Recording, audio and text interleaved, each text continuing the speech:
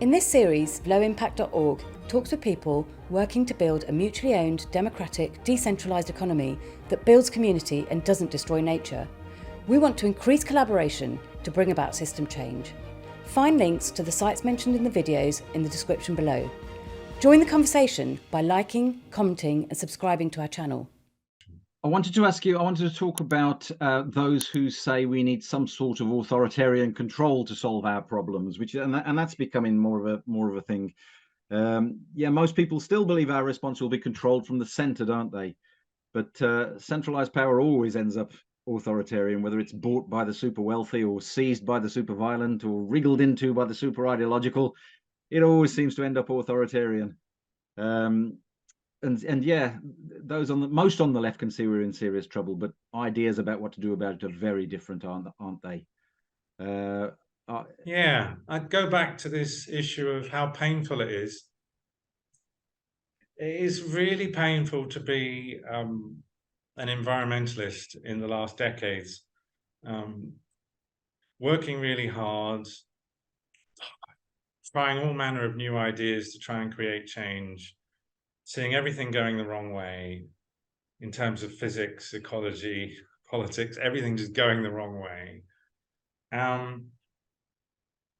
And we've all been brought up in cultures which are patriarchal, where we've been taught since childhood that you need strict daddies, otherwise the kids will sort of hurt themselves. Yeah. And so we're just in a panic state and in a desperate state, understandable to be in that state. Some environmentalists just therefore, without reflection, just think, basically we need this sort of mythical big daddy to come and fix it for us. Yeah. And it's really weird as well, because that's often mixed with this idea of that, oh, well, humans are incapable.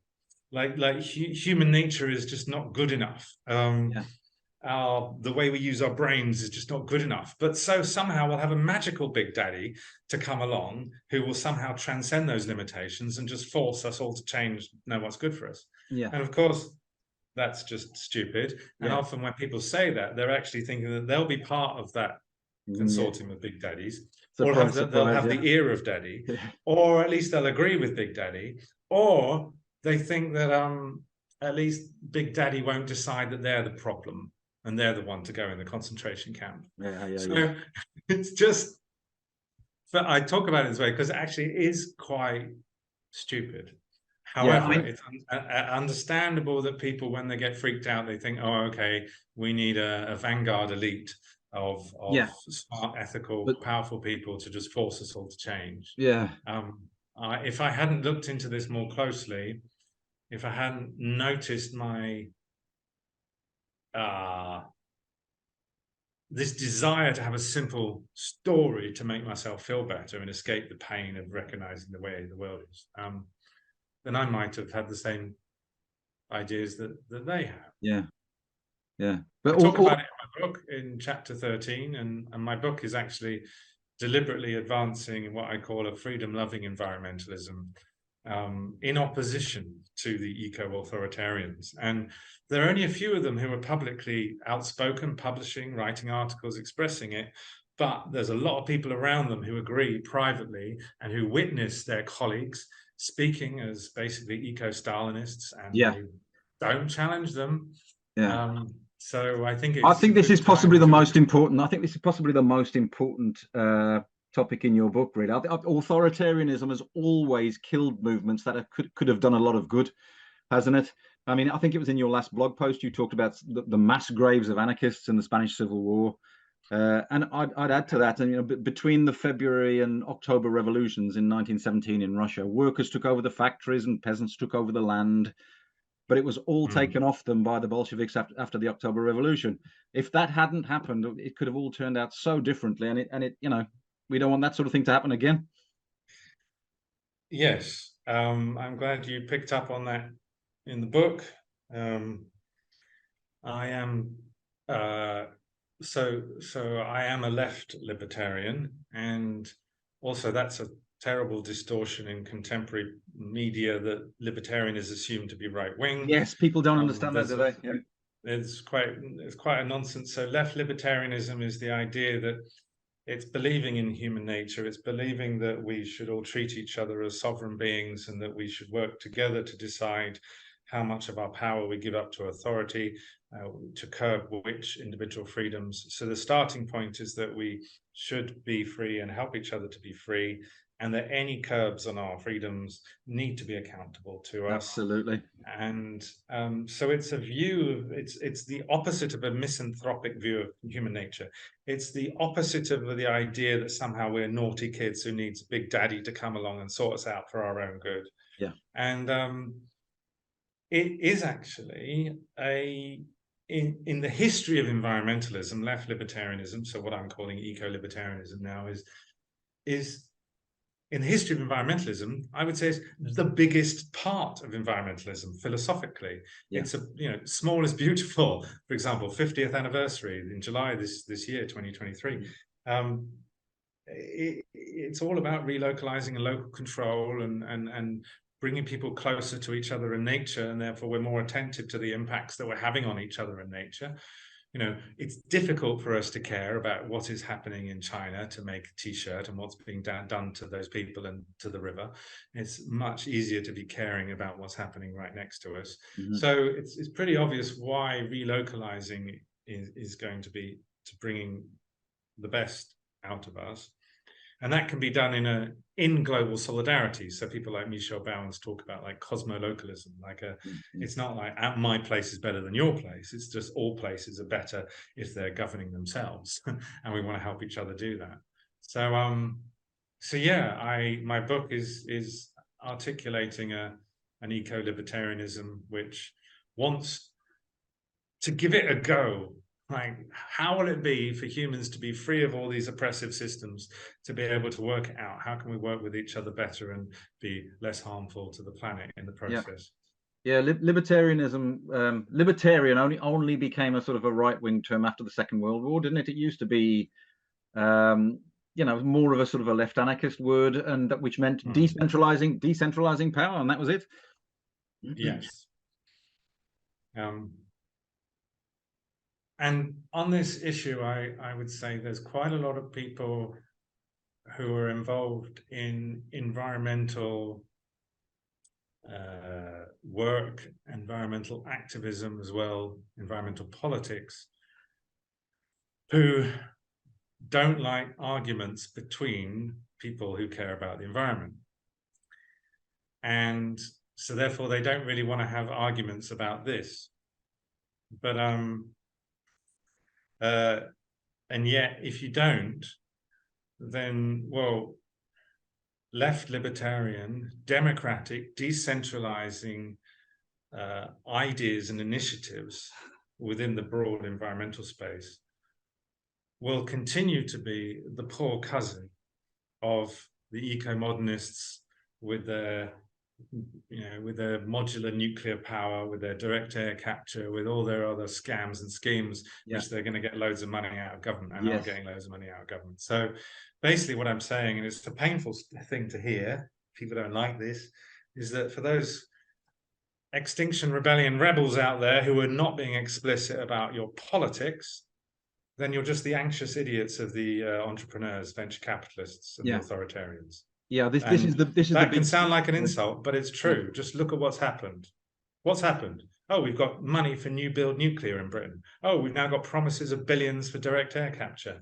And well done. Like, what's really happened from Extinction Rebellion's last 5 years of climate activism? What can you point to? All you can point to is a whole load of government cash for a whole load of useless venture capitalist projects under the name of climate response. Yeah, that's the big split now, isn't it? Centralizers versus decentralizers. It's not left and right anymore. I don't even know what those mean anymore. Well, the left, the old-fashioned left, is to recognize that the undemocratic power of capital. Yeah. And that's extremely important. I mean, we've got global monopolies of big tech, which therefore manipulate public sphere worldwide, and they therefore manipulate what we think our neighbors and friends and colleagues think. because we interact so much online. So, an overt skepticism and challenge to corporate power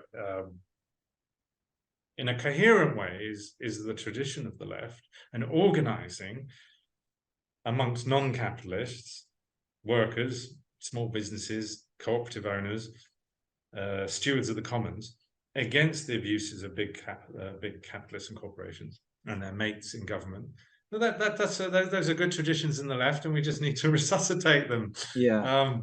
It's intriguing, though. Yes, of course, some right-wing people now are also rebelling against corporate power, but they tend to do it only on the issues that they're currently interested in, rather than a broader critique. I guess what I wanted to say was that a lot on the left believe that the state is some sort of counterbalance to corporate power, where, of course, rather than an agent and administrator, rather than a hand in glove.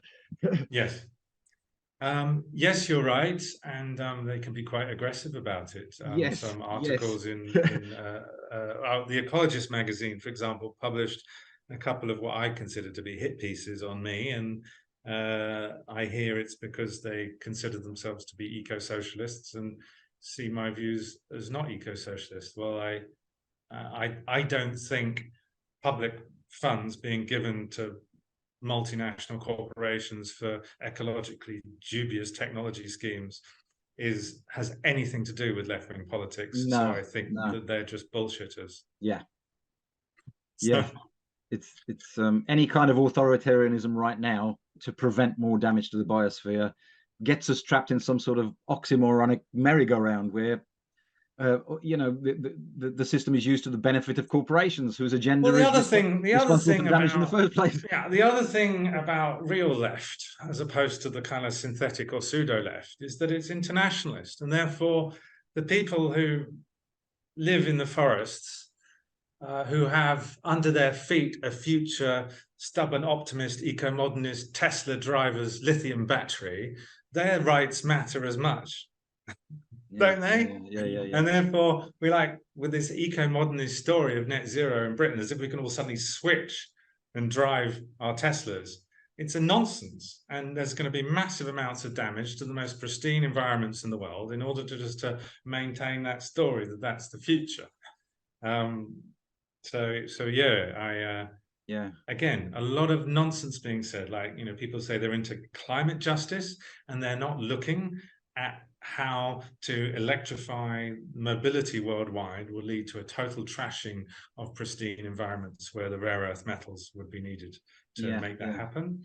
There's no way of looking at this in a fair way other than seeing that we need to reduce consumption levels in the West, in the advanced world, in urban centers worldwide. And of course, that needs to be done in a very fair way. So it means redistribution.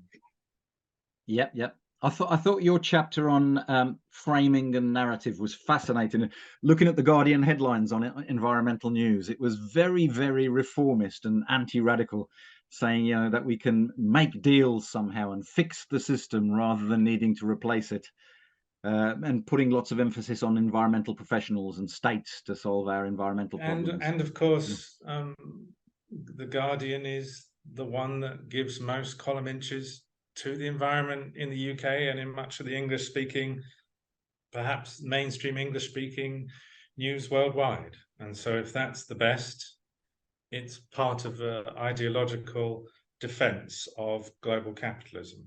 When people used to talk about critique the Guardian as being kind of like the smart end of the ideological defense of global capitalism, or within that even like Western imperialism, I had no clue what they were going on about. It's like, you just like complaining because you prefer reading the Morning Star. But actually, looking at the way the Guardian frames things, it's absolutely defending the establishment. It really is. A lot of people think it's owned by the Scott Trust, but it's not. It's owned by a capitalist business called Scott Trust Limited. They deliberately chose that name, I think, to make people think it was still owned by a trust. Okay, I don't know about its governance, but I mean, I now enjoy its sports commentary. I read football. Do you? I have it tagged to just. What's your team? I ignore the rest of the paper now, apart from when I'm analysing it for my students or for my books, or just to see what the latest spin is on whatever world issue. Otherwise, I just click straight through to the football. What's your team? Well, I'm from Portsmouth, so when Portsmouth were doing well and winning the FA Cup, I was into Pompey. But I have always had a secret interest in Arsenal, so it was interesting. I watched quite a lot of Arsenal this past season. But yeah, I mean, if you put your faith in environmental professionals and states to solve our problems, you have to ignore the fact that those professionals and states have completely failed. And if you don't ignore that, you might lose hope, and hope that capitalism and our high consumption lifestyles in the West can be saved. I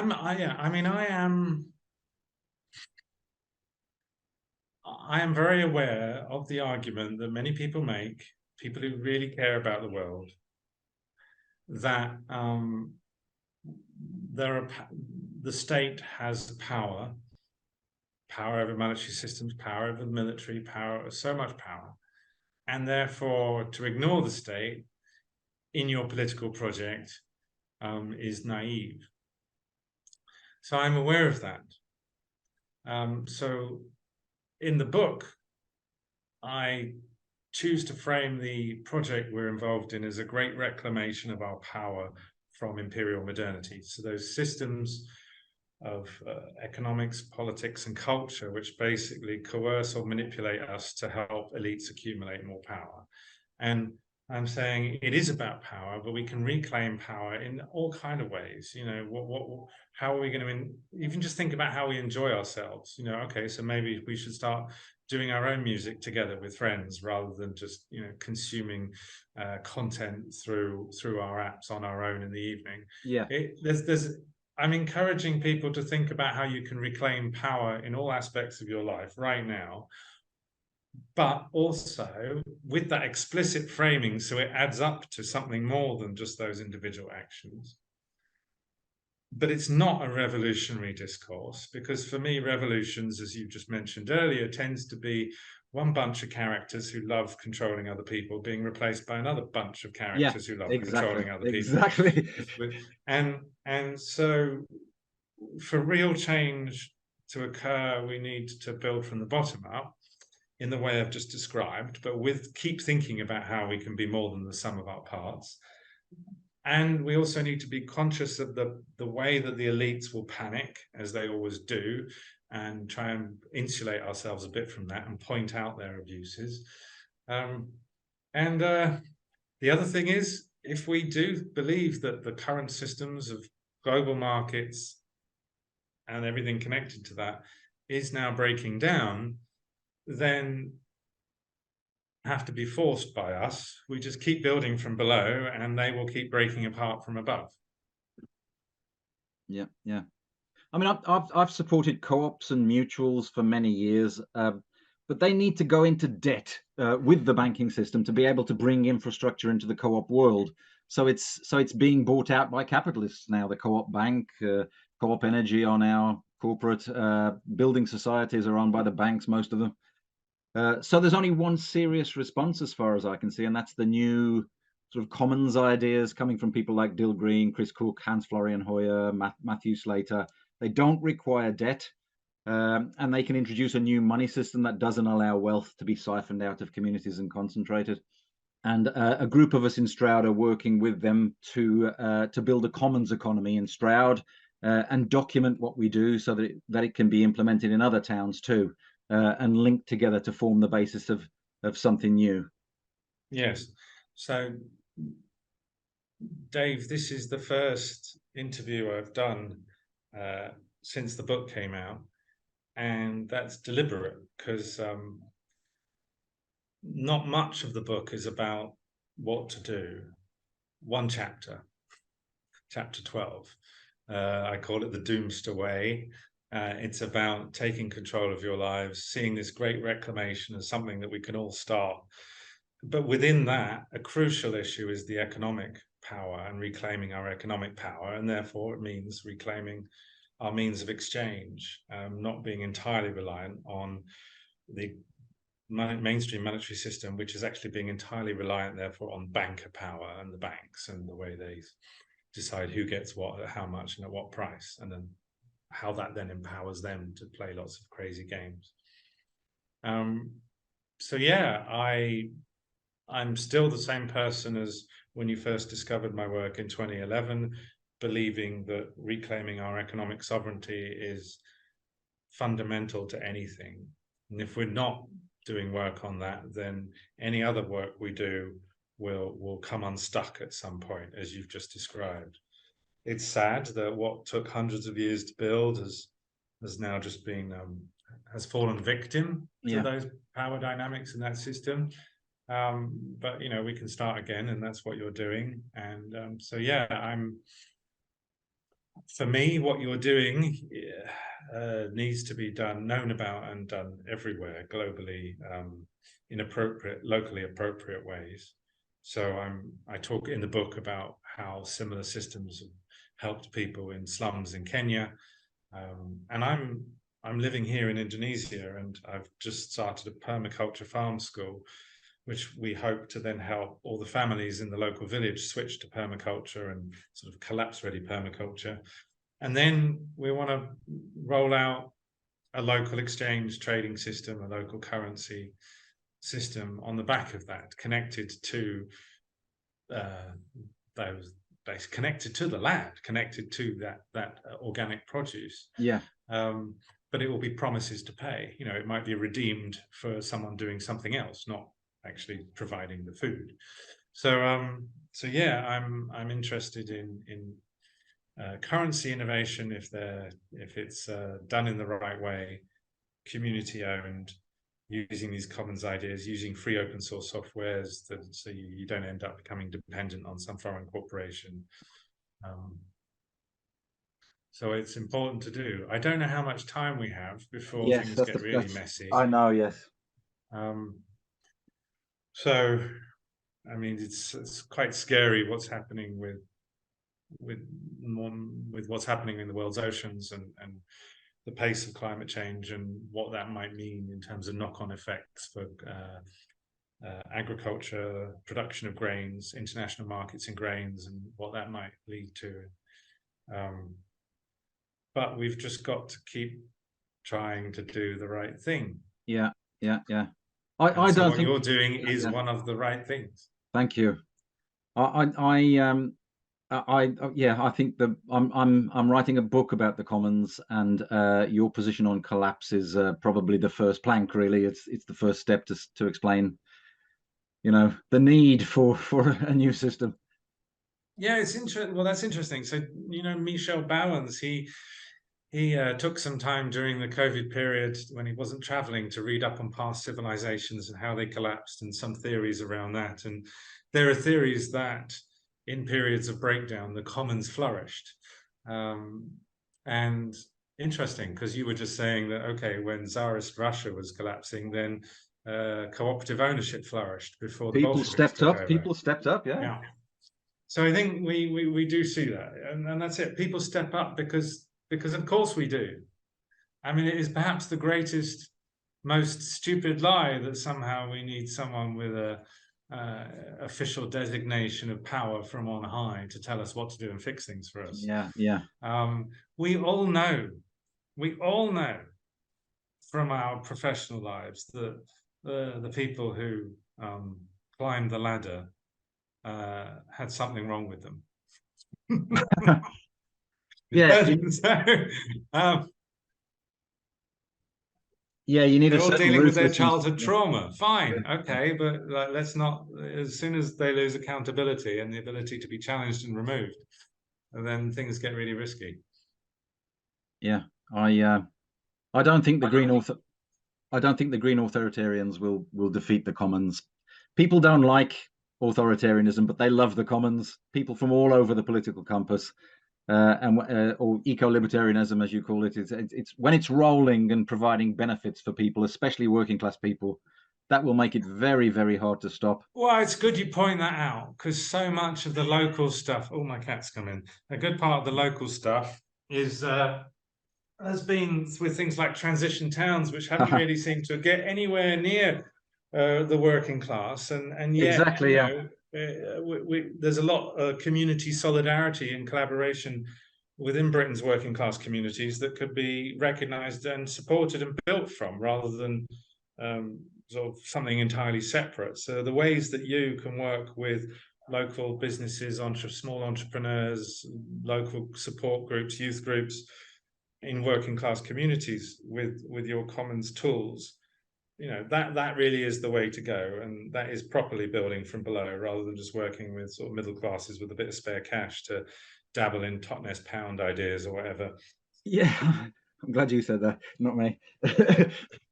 I don't care anymore. I've been slagged off so much by all the authoritarian worthies. We don't care anymore, do we? Yeah, I think that the vast majority of the world is working class. I'm from a working class town, a working class family, and the circles I move in now, they don't really understand the working class, and the vast majority of the world is working class. And I think if we can just provide affordable things for the working class, we don't have to worry about building a broad-based movement. We just sit back and watch it spread. Yes, cool.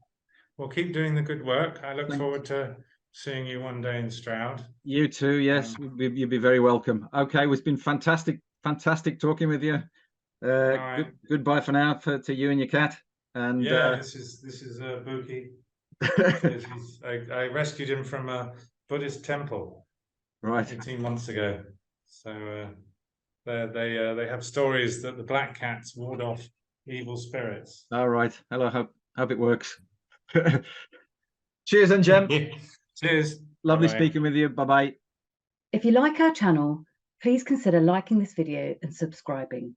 The more people like our videos and subscribe to our channel, the more the YouTube algorithm will share them. It doesn't cost anything, so please press the like and subscribe buttons.